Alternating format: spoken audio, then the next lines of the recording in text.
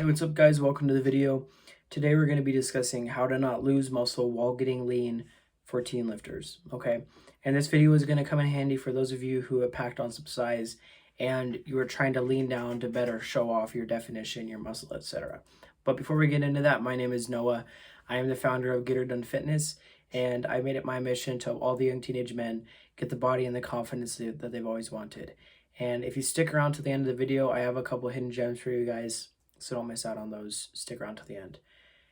How to not lose muscle while getting lean. Okay, the number one thing this is going to come down to is going to be you maintaining everything else you're doing besides your diet. Okay, because to lose fat and get lean, you need to be in a caloric deficit. Okay, that's a bottom line. You want to lose weight in the form of fat, or just to lose weight in general, you have to be in that caloric deficit where you are burning more calories than you are intaking. So those extra calories you're burning that aren't coming from the food you're eating, they're going to be coming from your stored body fat.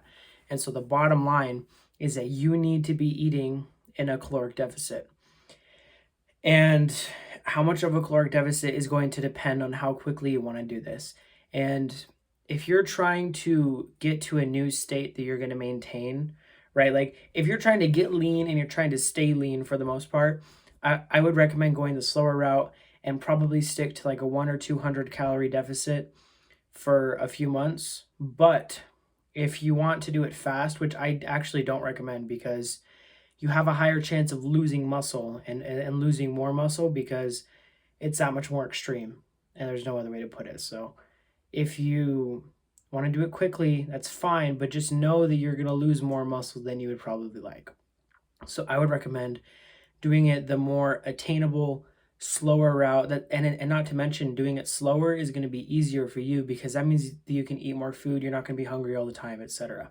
And so on top of being in that caloric deficit, you need to be maintaining everything else you're doing and even attempting to improve it if you can, which I know can be difficult because you're going to try to train to your fullest extent, but that extent is going to be a lot lower because you don't have the same amount of energy and strength that came with the caloric surplus and eating more food. And so the point is, though, is that even if you can't exactly obtain it, even if you can't keep getting stronger, you still want to keep on pushing that limit as much as you possibly can. And what this is going to do is this is going to allow you to not only lose the fat, but also to keep that muscle that you work so hard for. And so to give you guys a real world example of this, I want to try to maintain my strength in all my lifts. So say on bench press, right? I'm cutting down, I'm in the 100 to 200 calorie deficit, and and before that I was benching 185 for 5, okay? And then as I go into the deficit, if I start to drop that strength too much, that's a bad sign. But it might happen though. Like the point is though, is that I'm still gonna go in. I'm still gonna keep on striving to get that 185 for 5 on bench, or even try to improve it if I can. And so I'm still gonna go in. I'm gonna try to push 185 for 5 as hard as I possibly can.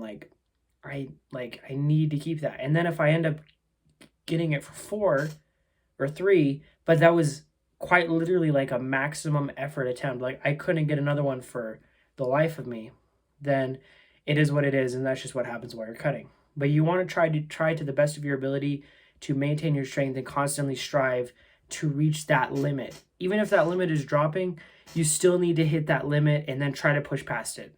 And then on top of this as well, you also want to make sure that you're eating plenty of protein, because if you want to keep that muscle, you got to keep on feeding it, and that's going to come from the protein.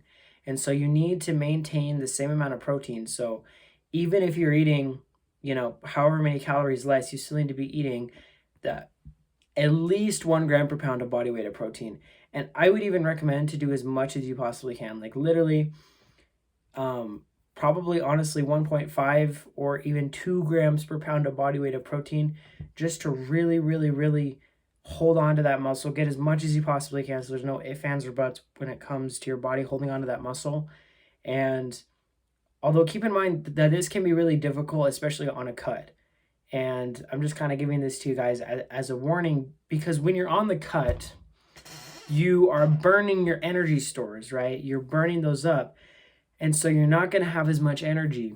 And so the energy that you're going to have for the most part is going to come from the carbs that you're eating and then burning.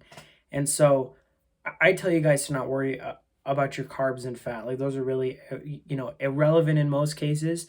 But when it comes to cutting, just remember that you are going to be eating a lot of protein, but your calories is this much, right? But then you're going to be eating a lot more protein. So what that means is going to be less carbs. And so on top of having those low energy stores because you're burning the fat that's on your body, right?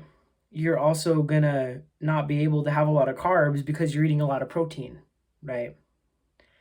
And so just keep in mind that there's definitely going to be some energy crashes. It's going to be hard, but if you want to get a six pack, that's what it means. And there's no ifs, ands, or buts. There's no way around it. And like I said, there is some hidden gems for you guys right here. I'm currently hosting a free video training where I'm showing young men ages 16 through 19 how to get their dream physique, how to unlock the muscles that they've always wanted in just 12 weeks without all the BS and misinformation that floats around the fitness industry that gives you zero results.